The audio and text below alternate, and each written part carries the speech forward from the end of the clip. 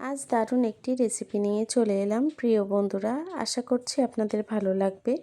বাঙালির খুবই পছন্দ ট্রেডিশনাল একটি রেসিপি, মোচা চিংড়ি।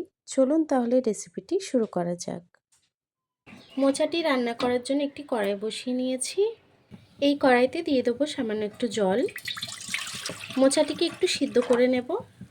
দিয়ে দেবো 1 চামচের মতো একটু নুন। এখন ধুয়ে রাখা মোচাটি দিয়ে দেব। মোচাটিকে কেটে আমি হলুদ জলে রেখে দিয়েছিলাম। এখন মোচাটিকে পুরোটাই দিয়ে দেব। এখন এটিকে ঢাকা দিয়ে 10 থেকে 15 মিনিট একটু সিদ্ধ করে নেব।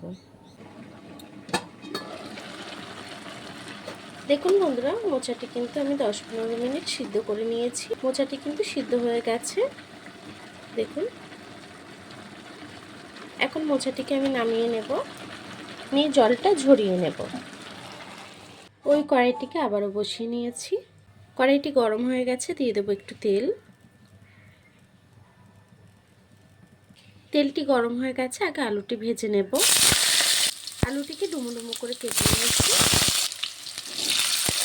আলুর মধ্যে দিয়ে দেবো সামান্য একটু নুন, দিয়ে দেবো একটু হলুদ গুঁড়ো, দিয়ে আলুটিকে ভেজে নেব।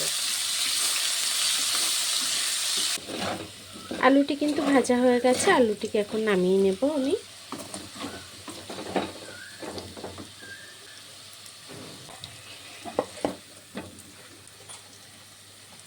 এই তেলের মধ্যে আমি চিংড়ি মাছটি ভেজে নেব।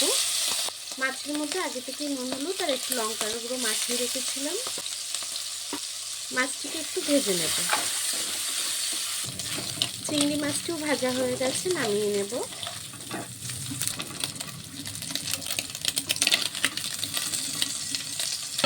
এই তেলের মধ্যে দিয়ে দেবো একটি তেজপাতা, দিয়ে দেবো একটু গোটা গরম মশলা, দারচিনি, লবঙ্গ, এলাচটি একটু ভেজে নেব।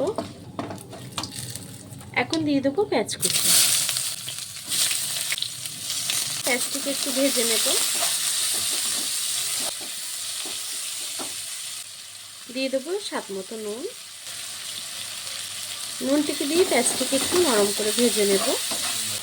পেঁয়াজটি নরম হয়ে এসেছে, পেঁয়াজটিকে আমি একটু ভেজে নিয়েছি। এখন দিয়ে দেবো আদা রসুনের পেস্ট 1 চা চামচ।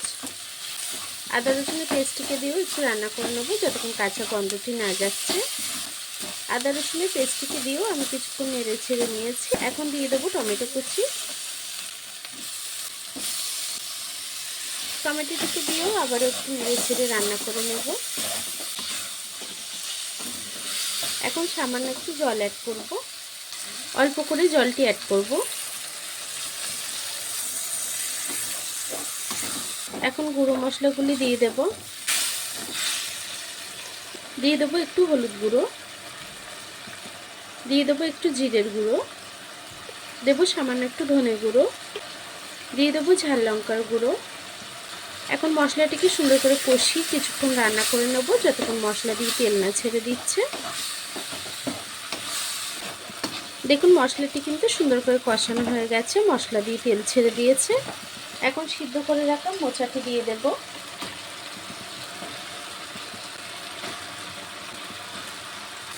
মোচাটিকে দিয়ে মশলার সাথে সুন্দর করে কষিয়ে একটু রান্না করে নেব।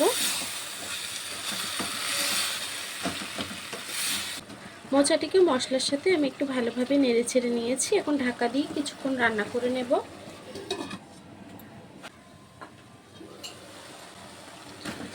মোচাটিকে আমি এভাবে ঢাকা দিয়ে কিছুক্ষণ রান্না করে নিয়েছি। এখন ভেজে রাখা আলুটি দিয়ে দেব।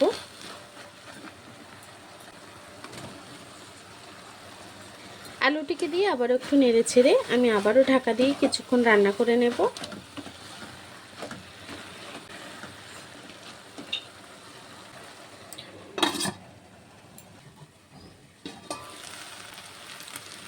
আলু দিয়ে আমি একটু ঢেকে রান্না করে নিয়েছি। এখন ভেজে রাখা চিংড়ি মাছটি দিয়ে দেব।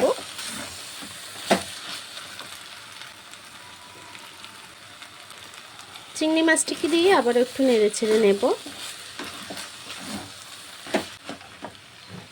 দিয়ে দেবো সামান্য একটু চিনি, এতে টেস্টটা ব্যালেন্স করে। চিনিটিকে দিয়ে আবারও একটু নেড়ে ছেড়ে আরও কিছুক্ষণ রান্না করে নেব। মোচাটি কিন্তু আমার প্রায় হয়ে এসছে। এখন নামানোর আগে একটু ঘি আর একটু গরম মশলা দিয়ে নামিয়ে নেব। দিয়ে দেবো হাফ চা চামচ গরম মশলা, শিলবাটায় বেটে নিয়েছি। দিয়ে দেবো 1 চামচ ঘি। গরম মশলা আর ঘিটাকে দিয়ে আমি আবারও একটু নেড়ে ছেড়ে গ্যাসটিকে বন্ধ করে তরকারিটি নামিয়ে নেব।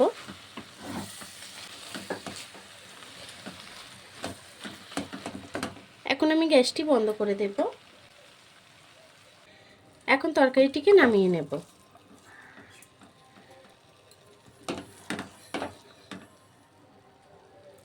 দেখুন বন্ধুরা, আমার মোচার তরকারিটি কিন্তু হয়ে গেছে। আমার এই সিম্পল রেসিপিটি আপনাদের কেমন লেগেছে কমেন্ট বক্সে জানাতে ভুলবেন না। রেসিপিটি যদি ভালো লেগে থাকে চ্যানেলটিকে সাবস্ক্রাইব করে পাশে থাকবেন। আর এতক্ষণ ধরে ভিডিওটি দেখার জন্য আপনাদেরকে অসংখ্য ধন্যবাদ।